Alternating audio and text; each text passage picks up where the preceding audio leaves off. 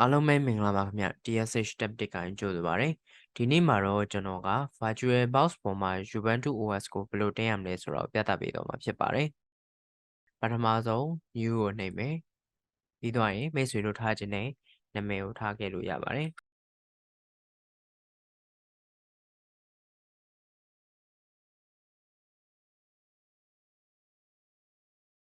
နောက်တစ်ဆင့်မှာတော့ဒီ VirtualBox ရဲ့ file တွေတိမ့်မဲ့နေရပါတော့ဘယ်နေရာမှာတိမ့်မယ်ဆိုတော့ patch ကိုရွေးပေးလို့ရတယ်လက်ရှိကတော့သူရဲ့ default patch ပေါ့နော်တကယ်လို့မိတ်ဆွေတို့ကကိုယ်တိုင်းတခြားနေရာမှာတိမ့်နေတယ်ဆိုရင်လည်း patch ကိုကိုယ်တိုင်းရွေးပေးလို့ရတယ်ပြီးတော့ရင် next ဒီအဆင့်မှာဒီ virtual machine အတွက်ကိုဘယ် resource တွေဘယ်လောက်ပေးခြင်းလဲဆိုတော့ရွေးပေးရတာပေါ့နော် base memory ကကျွန်တော်မှာစိုက်ထားတာ 8GB ရှိတယ်ပေါ့နော်ဒါပေမဲ့ဒီ 8GB အပြည့်ကိုပေးလို့မရဘူးဘာဖြစ်လို့လဲဆိုတော့ဒီကျွန်တော်တို့ရဲ့ main OS file အတွက်လည်း memory လိုသေးတယ်ပေါ့နော်အဲဒါကြောင့်အများဆုံးကိုတစ်ဝက်လောက်ပဲပေးတင်တယ် processor ကလည်းကျွန်တော်ဟာက 4 CPU ရှိတယ်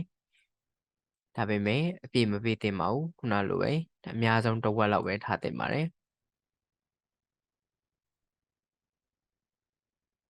ပြီးတော့ရင် next ဒီအဆင့်မှာကြတော့ကျွန်တော်တို့ကဒီ virtual machine အတွက်ကိုဘယ်လောက် storage ပေးမှာလဲပေါ့နော်ဒီနေရာမှာတော့မိတ်ဆွေတို့လိုအပ်တဲ့ storage ပမာဏနဲ့မိတ်ဆွေတို့ရဲ့ main machine မှာရှိနေတဲ့ storage ပမာဏကိုချိန်ပြီးတော့ပေးပေါ့နော်ကျွန်တော်ကတော့စမ်းတာဆိုတော့ 25GB default အနေနဲ့ပဲထားခဲ့လိုက်မယ်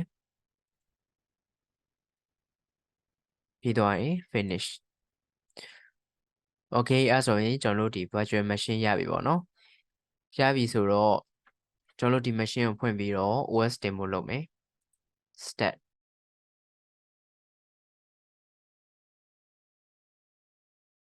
okay ဒီမှာတက်လာပြီဆိုရင်သူကကိုယ့်ရဲ့ OS ကိုရွေးပြရမယ်ပေါ့နော်ကျွန်တော်ကတော့ desktop ပေါ်မှာထည့်ထားရဆိုတော့ desktop ကိုရွေးပြလိုက်တယ်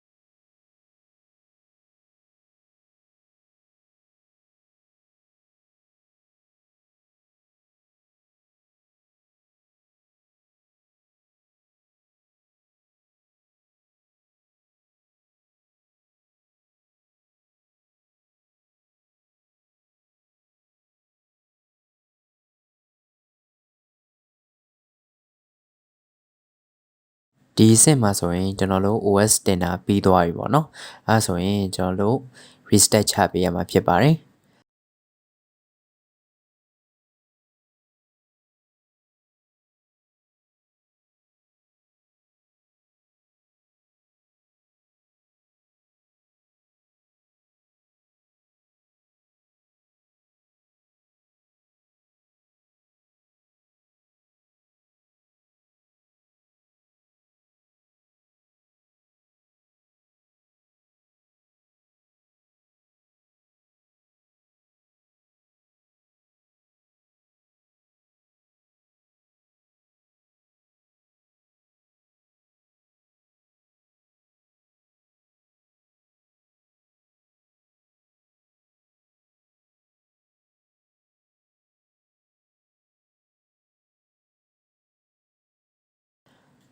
โอเค